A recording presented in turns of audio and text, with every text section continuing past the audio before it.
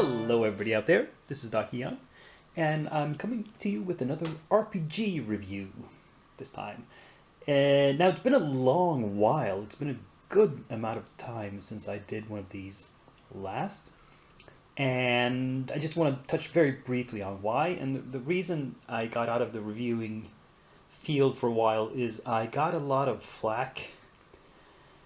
I got a lot of nasty comments on videos as soon as I made any sort of critical comment about any project. And to a certain extent, I suppose you have to be thick-skinned if you want to be a reviewer. But I decided after a while it just wasn't worth my time, so I stopped doing it. Anyway, I'm going to try to forestall this time around by mainly reviewing products that I actually like, so I will have mostly positive things to say about them. And B, when I do have criticism, I'm going to try to phrase it very, very carefully to make it clear this is just my opinion.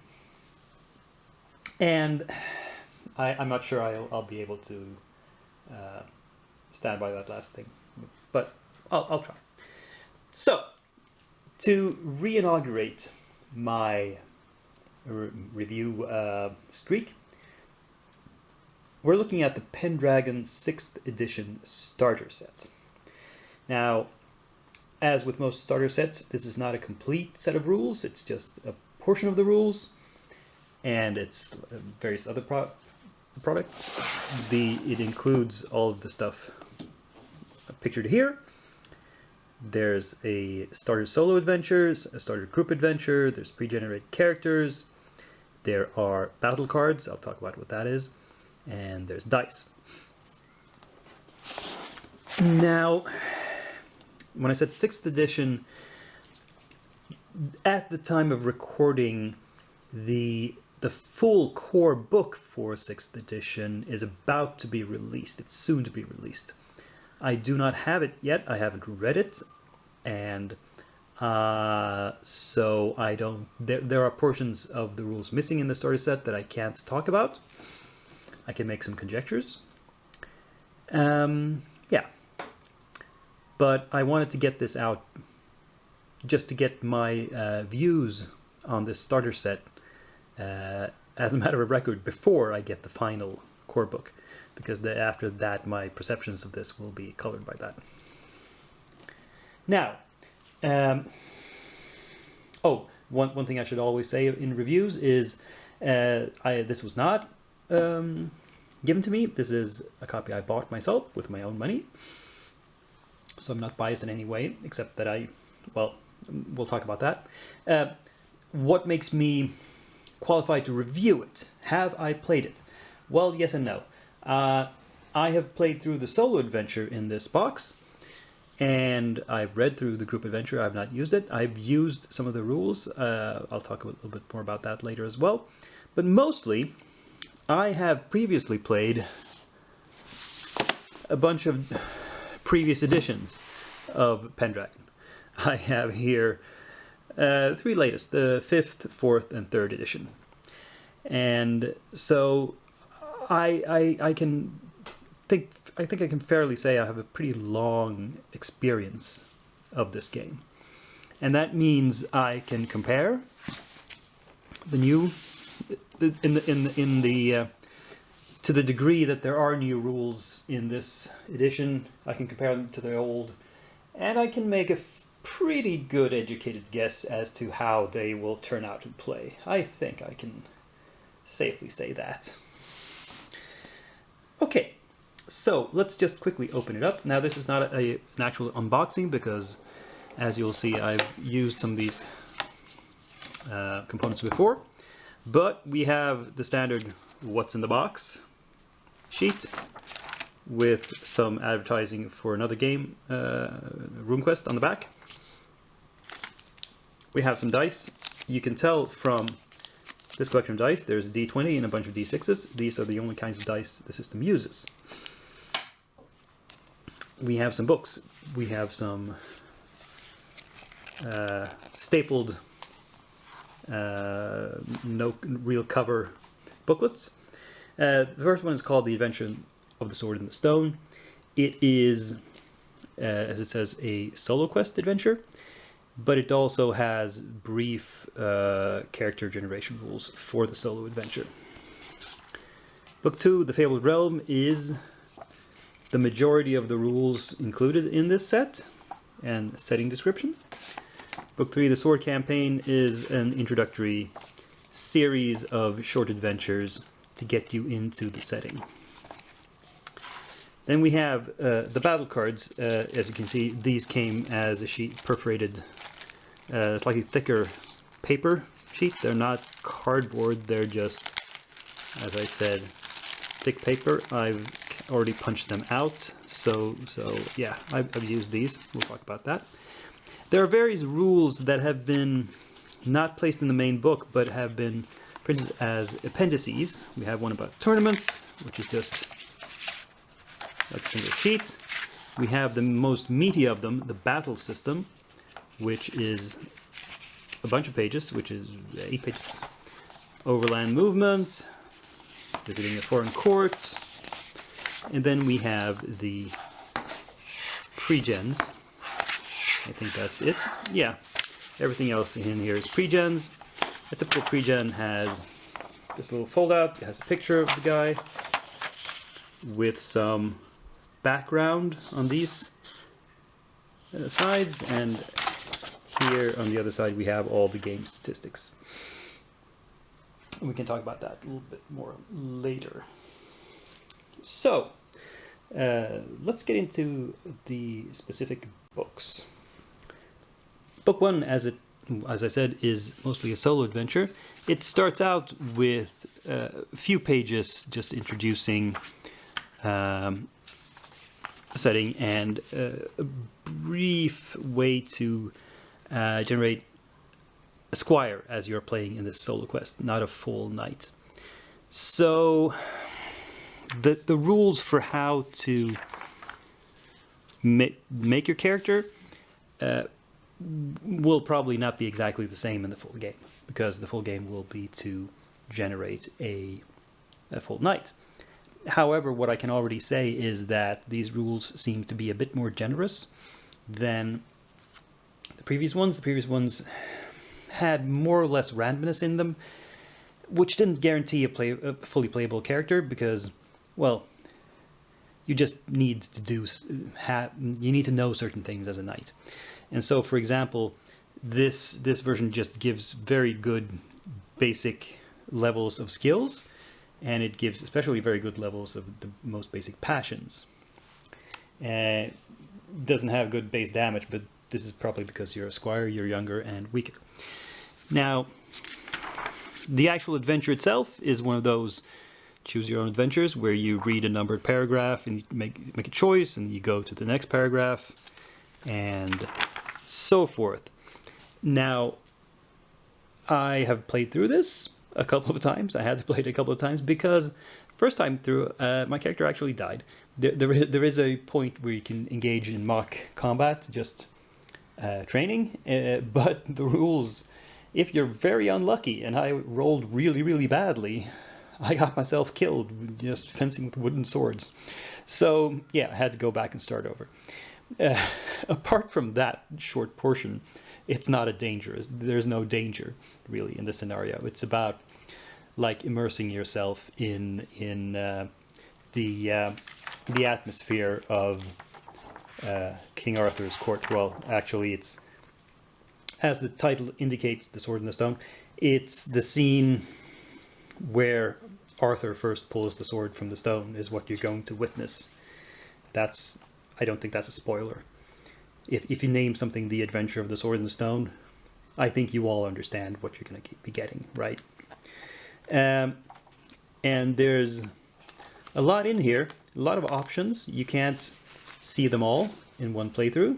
You'll have to go through several times and make different choices to see all the various things you can do. For example, if you meet Merlin or not. And, well, here we have Arthur pulling the sword from the stone.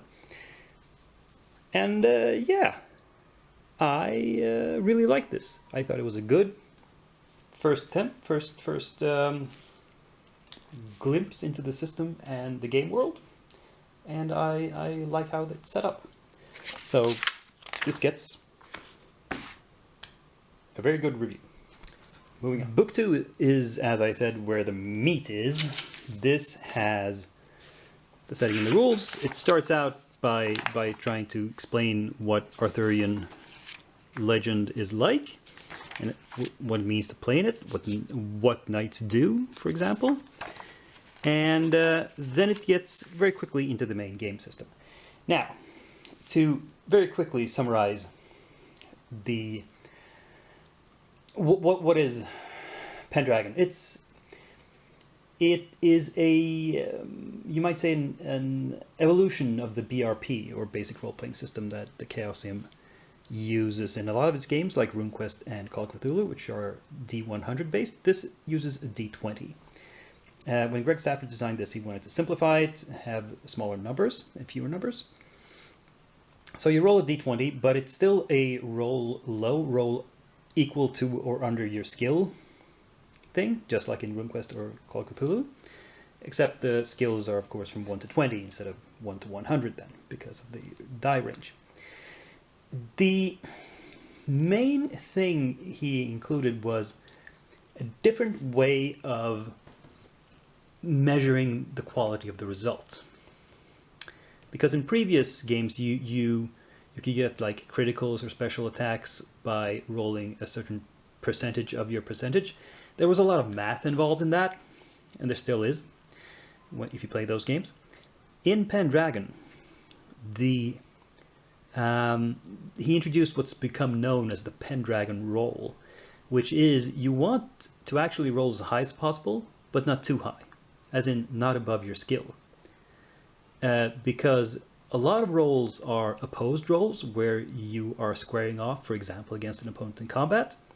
And what you do is you both roll against your skill in combat, and if one succeeds and one doesn't, well, you have a clear winner. If both succeed, you look at who has the higher number on the die. So what you want, if you say have a 15 skill in sword, is to roll as close to 15 as possible, but not over. For that reason, it has become known in some game design circles who don't want, for some reason, don't want to mention this game by name.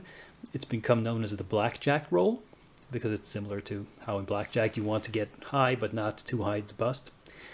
But I feel, for historical accuracy, you should call it the Pendragon roll. And basically everything works like this. So this has, well, first off, compared to RuneQuest, for example, it speeds things up very much. You go very quickly. And because it doesn't have the attack parry back and forth, where parries completely trump attacks and just block them fully in most cases. Here you often get that partial victory where you succeed and slightly better than your opponent, which means you get to hit them.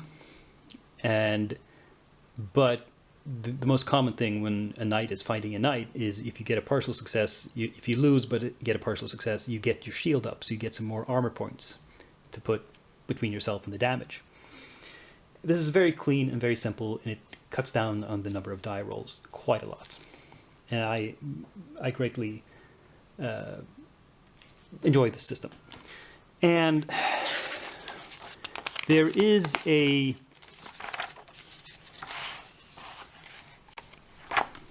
if you want a summary of all the possible results, because you can also get a critical or a fumble. Critical is if you roll exactly equal to your skill. A fumble is a natural 20, unless you have a skill of 20, in which case you can't fumble. There are also skills above 20, but we'll talk about that later. Later in the combat chapter, they have this matrix, which, just shows, you just see what you rolled versus what somebody rolled, and it summarizes the results. And this is a good clarification, I think.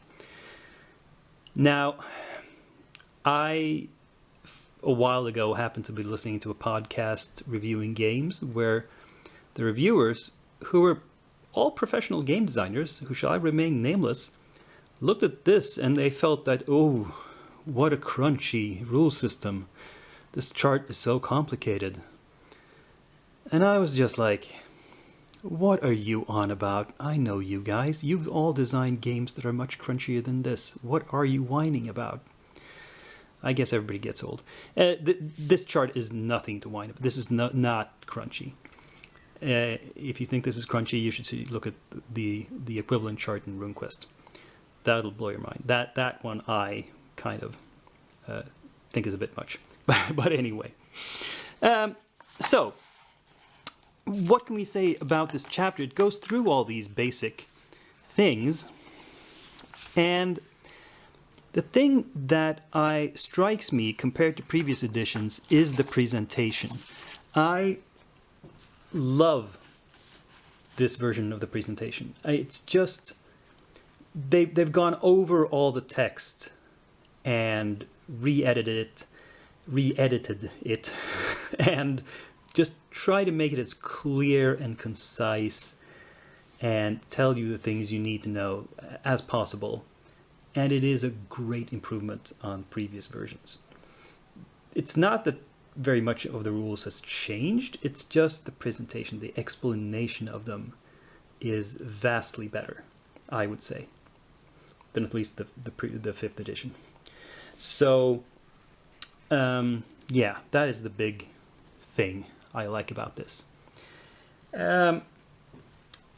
Everything else I have to say about Chapter 2 here, the game system is really... I could mention a few things that have changed. Like, they write out skills above 20 in a different way. Instead of saying you have a skill of 22, where you previously had to know what that means. It means you take the value above 20, add it as a bonus to your roll, and anything that's a 20 or above is a crit. Now anything that's above 20, you write it out as 20 and then parentheses +2, for example. Just on the character sheet, it gives you a little bit clearer indication of what you're supposed to be doing. That's a small quality of life thing. It's not a big thing. They've changed how some derived characteristics are calculated. I don't really have an opinion about that. Maybe it's for the better, maybe it's not, but usually simpler calculations. They've added a special brawling damage for brawling situations. They've added... they changed the characteristic appearance to appeal, which handily has the same abbreviation, APP. They've added a glory skill roll. Like you roll. I'll talk about glory later. Sometimes they will ask you in this edition to roll your 1,000th of your glory for certain things, which might be a useful addition. The one thing, the single thing I can criticize is when it talks about your squires, it talks about them as if they had a number of skills, which they had in previous editions. But in other places, it seems like squires have been simplified. So the squire roll is always against your squire's age as on a d20. Squires will usually be between 14 and 18 years old, so that works well. This might have been an editing mistake where some old text was left in. I hope they fix that for the core game. Yeah, that is Chapter 2. Chapter 3 is Traits and Passions. Now, this was the other big thing that Pendragon added to the role-playing scene, was mechanics for your character's personality. And some people don't like this. I have to put that right out there because they feel it takes away control from their characters, from them, the player. But as has been explained several times in the Pendragon rules, that's what happens in knightly romances, in Arthurian legend. A knight is not always in control of their own emotions. Sometimes their passions get the better of them, and cause them to do silly things. And that is reflected in these rules. So Pendragon, which by the way was first published in the 1980s, was one of the first games to like actually have rules to simulate a genre rather than some kind of imagined reality. The rules are there to reinforce the type of play that is wanted. So you have numbers for your personality traits, which are mostly the Christian virtues and vices, and passions, which are things like you love your family, you're loyal to your lord, you hate those invading Saxons, and the like. And at various times in play, you will roll against these traits or passions to get various results. Traits mostly tell you, are mostly about what kind of behavior is reinforced. Passions are about gaining bonuses to other actions. Like if you're inflamed by your passion for something, then you will be more effective in whatever it is you're doing. However, if you try to call upon your passion and you fail, you might become a bit despondent and discouraged, and instead get a minus to whatever you're doing. And in the worst case scenario, you might go off into the forest and be a hermit for several years, as Lancelot, for example, does in the legends at one point. Now, I would say that changes, they have made both success and failure with passion rules slightly less extreme, I think, in this version. They've specified more about the results for trait rolls. They have like classified traits in a slightly different way. Like the religious virtues they've actually upped the number of religious virtues to 6 instead of 5, as was in the previous edition. Now, what are religious virtues? Well, if you have a high value in, for example, all your Christian virtues, you will get a bonus for it in game. And now it hasn't included here what those bonuses are. And the rules for the other things you can do, you can have chivalric virtues and romantic virtues. So you can be a religious knight, a chivalrous knight, a romantic knight, and these will give you various bonuses. They're not in this starter set, so we'll have to see if they change them in the core rules compared to previous editions. I do not know that yet. Also, passions are subdivided into various groups. It doesn't have any actual effect. It's just like some are passions of fidelitas, some are fervor, and so forth. That's just to help you understand what they are a little bit better, help you understand the situations you can use them in. It doesn't have any mechanical, real effect. Then we go on to skills. The number has been reduced slightly, which I think is a good thing. But then again, I don't know if this is the complete list. Maybe the full game will have more skills. I hope not. I think they're getting close to the ideal number. In any skill-based game, you don't want too many skills, because then you'll be spreading yourself too thin. Your available points to spend on skills will be spread over too many different ones. But you don't want too few either, because then you don't have different avenues to advance. I mean, in a completely skill-based game, your skills are your character, and so to get variety among characters, you need a certain variety in skills. And I think you can discuss for a long time what the ideal number of skills are.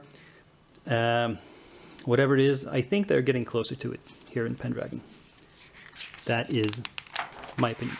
Now, interestingly, on my first read-through, I thought, have they taken honor out as a passion? No, they just moved it to the chapter 5, which is honor and glory. I'm not... Well, I mean, honor is not so much a passion anymore. It is just a measure of how good of a knight you are. And in the sense of doing the things a knight should be doing. An honorable knight should be doing. Glory is a measure of how famous you are. So you can get glory for doing dishonorable things. And glory is basically your experience points as well. Glory is what the measure of advancement in the game.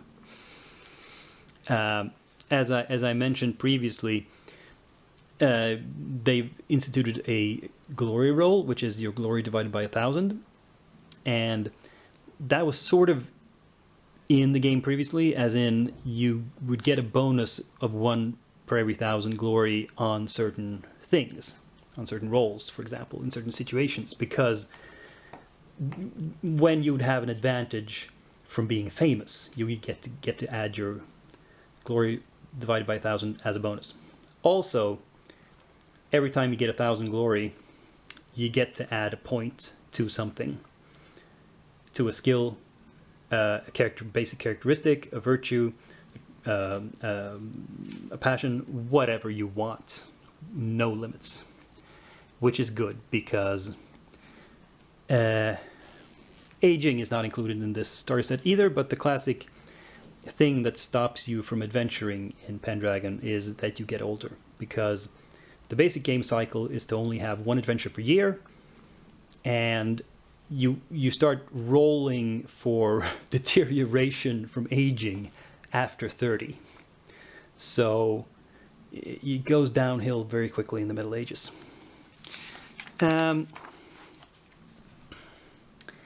There is,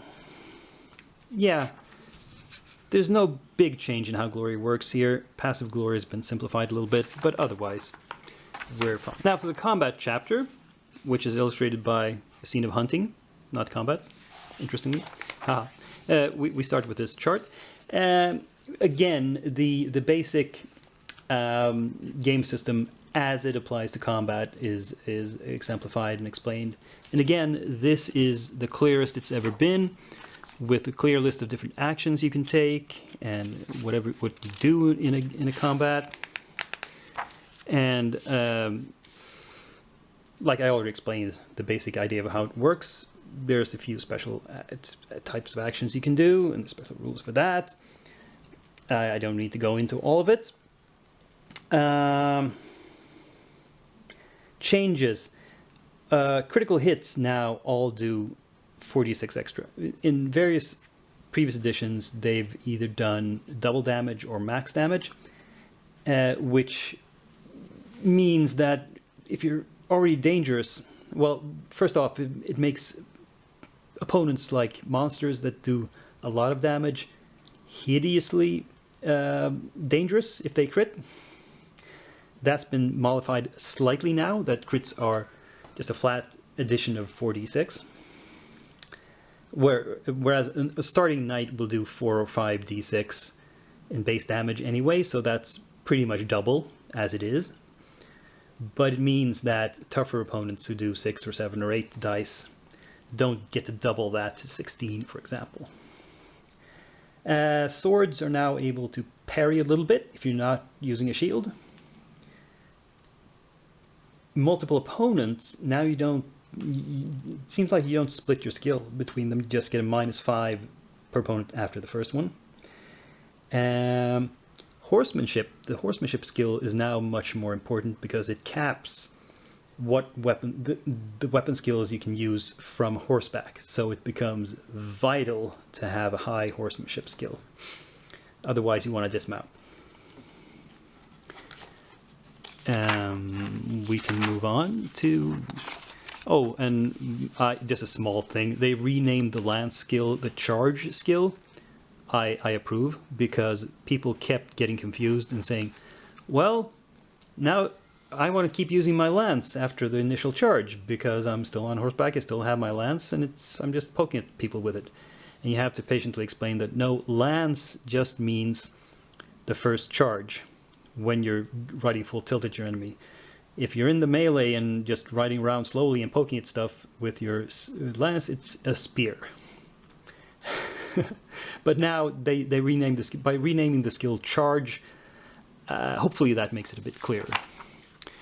Anyway, we have a chapter on arms and armor, various weapons. There's not a whole lot to say. There's a slight confusion. It says here the charge skill is used whenever the knight is mounted and moving at sufficient speed. Yes. So the only advantage now of having a lance, it still gives you a +5 if you have a long weapon. It says, which will usually be a lance, you can get a +5 if you're charging someone who doesn't have one. Your effective charge skill is the lower of charge or the relevant weapon skill, but here it says the value of this skill supersedes the relevant weapon skill. So yeah, slight confusion there. Anyway, as when we're speaking about charging, of course we need horses. So chapter 8 is all about horses, and it has a illustration of a knight on a dog just to be funny. It's just slightly more clear than previous editions about different types of horses and their abilities. Not much to say about that. Then we go on to injury and health. Being injured in this game is really debilitating. But then, as I said, you're supposed to only have one adventure per year, and you're not supposed to do dungeon crawls where you fight 10 fights in a row. You're supposed to have 1 or 2 big blowout fights during the adventure, and that's it. And then you can rest up over the winter. But it is pretty damaging that you can, for example, if you take what's called a major wound, which is a really big strike, we take off a lot of hit points at once, and your major wound threshold is one of your derived characteristics. Then you have to roll for deterioration, which is characteristic loss, which, by the way, is the same table you roll on later when you're aging, or at least that's the way it used to be. In the full game, there is always in Pendragon a winter phase where you roll up, you roll to increase your skills through experience. You can increase them more with training. You gain the glory for the year. You check to see if your manor has produced any excess income. You roll to see if you get married or if you have children, all that sort of stuff. And that, by the way, is something that I'm curious to see in the full game, because one of the few things I have not been a complete fan of in previous editions is the math of, well, lethality during the winter phase. It's very easy for important NPCs to just up and die. Specifically, at least 5 to 10% of them will die every year by the numbers. So it's pretty harsh. And I'm curious to see whether they're going to do anything to mitigate that. Anyway, Chapter 10, Wealth and Treasure is... they do have something about... They do mention the winter phase, but it's just 2 pages, and it's extremely... I thought was interesting is, compared to the previous edition, the option to train skills up to 15. If you choose to train your not so high skills, it says here you get 6 points to divide up, and previously you had to roll a die. You had a random number, but they've, generally speaking, in this edition, it seems they've decreased the randomness, and that I think is a good thing. Now, Book 3, the Sword Campaign, is the one I can say the least about. I haven't played through it. I've only read it. As I mentioned, all the previous... When talking about the rules, I can always compare with previous rules. And I can kind of guess how this will play out. I mean, it's a pretty semi railroaded, as many knightly adventures are, because, I mean, you're a knight, you follow orders from your lord, you don't have that much free will, but you do get some options later on as to how you're accomplishing various tasks. And I think this adventure will do a good job of getting people into the feel of it. I only have one criticism of it, and it's this map here, which doesn't actually cover the entire area you need to move through during the adventures. It stops like halfway, so this red line is from where you start to where you go, but then you're going off the map, and there is no map above for the areas here around here. You just have to sort of imagine that, or maybe if you have, I haven't checked, maybe if you have the map from old traditions, you can look on that and see where places are. But anyway, slight mishap there in the editing, perhaps, or the art order, but otherwise it looks really good, and it has some battles. We'll talk about that next. Finally, I want to talk about the appendices, or rather just about one of them. Most of these are just simply information. How does the tournament work? It's not actually rules. Well, overland movement is kind of rules, but it's not rules you can interact with. It just says these are the movement rates. The important one, the big new thing here, is the battle system. Now, I briefly mentioned criticisms I have had of previous editions. I've been slightly worried, as I said, about how often your wives and children die. But the main thing in every previous edition of Pendragon that's been a sticking point has been big battles. And the basic intent of the battle system has always been to place the player characters in the center of attention, as in not to make a board game out of it, not to make a miniatures game out of it, not to really care about how most of the battle is going. And this is because in the Great Pendragon Campaign, as it's called, if you're playing along with the narrative of the saga or romances, like Le Morte Arthur, then the outcome of most battles is a matter of record. It's a given which side is going to win a certain battle. The only thing the battle system is supposed to show you is what happens to your player characters during this. So they will be affected by it. Now, there are some battles that are not pre-decided, where the actions of the players can actually have an effect on the outcome, but these are not the majority. So, but the thing is, with previous iterations of the battle system, they were always trying to ride the line between, okay, they have to take into consideration some of the complexity of a big fight, but not all of it. And where do you come down in that degree of complexity was always an issue. And I felt, and a lot of people I know felt, that previous versions of the battle system had maybe too many random die rolls and not enough agency for the players. This is not, I don't know if this is a prevailing opinion or not. Again, just my opinion. And but if you agree with me on that, then you will be very happy with the new system, because this is the part of the game system that's seen the biggest rewrite, and it is, in my opinion, all to the good.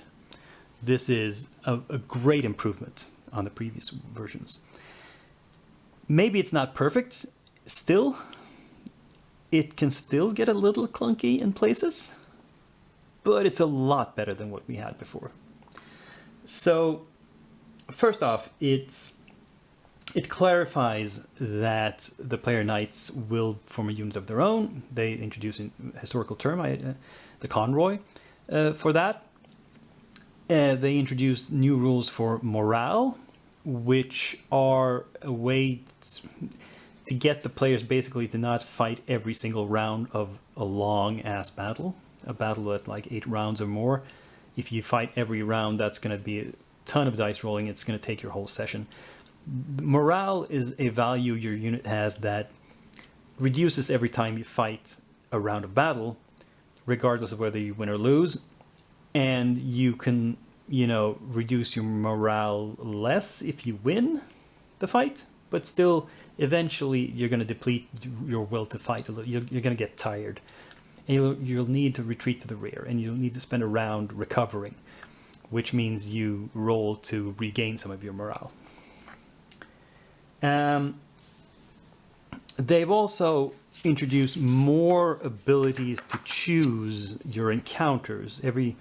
And they've introduced these cards where okay, if you're meeting the Knights of Cornwall, they have these stats instead of having to read off a big table and flipping to that page in the book. This is just a quality of life improvement that summarizes everything in a simpler fashion. And it has some special encounters, which is not just fighting knights or peasants, but doing things like trying to free prisoners, or capture the banner, or fight the enemy commander. That could change the nature of the battle. And you can't always choose. There is a certain amount of randomness, and I am still a little iffy about the intensity roll. That's a new thing. Every battle has a certain intensity, which is a number from 1 to 20, and you start every round by the GM rolling against that, unopposed. And if the GM succeeds in that roll, if you roll the intensity or lower, then the players don't get a choice. Then the battle is so intense that they're just swept along with it, and they will get to fight what they get to fight. It's the luck of the draw. However, if the intensity roll fails, then they have a chance to choose between 2 or more different encounters. And so they can sort of strategize. But do we want to fight these peasants, which is easy, and won't fatigue us as much? Or do we want to fight actual knights that's going to tire us out, but there's the potential for more glory in that, right? So the new system is very interesting. I like it a lot. There's a few vague spots. For example, I'm not sure if you're supposed to choose whether to charge or not before you make the final determination of which encounter you're fighting. That's a bit unclear. One thing that is not unclear, but I'm a little worried about, and we've tested this in play. I've run several battles using these rules in an ongoing campaign using a previous edition, which mostly uses a previous edition. And there's the thing where you choose your stance for a round of combat, whether you're aggressive or defensive or whatever. It seems you're supposed to choose individually, not for the units. And so we did that way, and I don't know, it might make it's one more thing to keep track of. It's kind of complicated.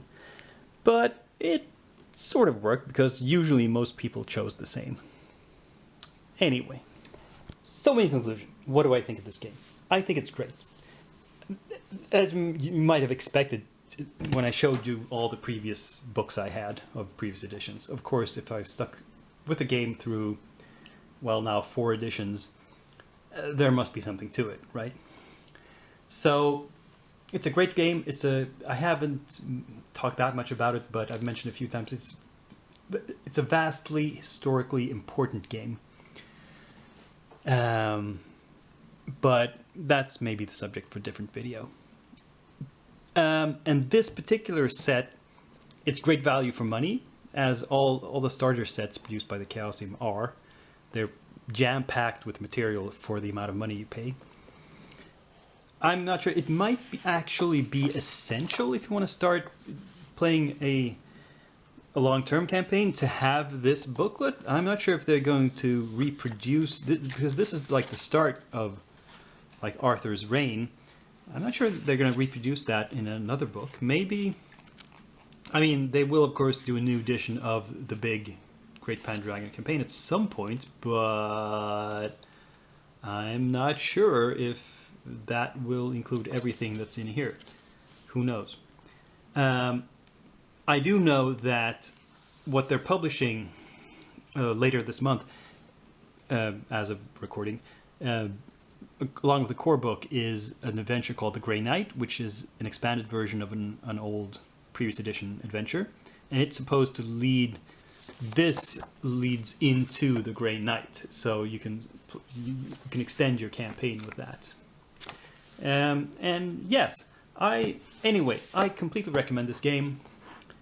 Go out and buy it if you like role playing, if you like the idea of playing a knight. And yeah, that's all I have to say this time. So until next time, toodaloo.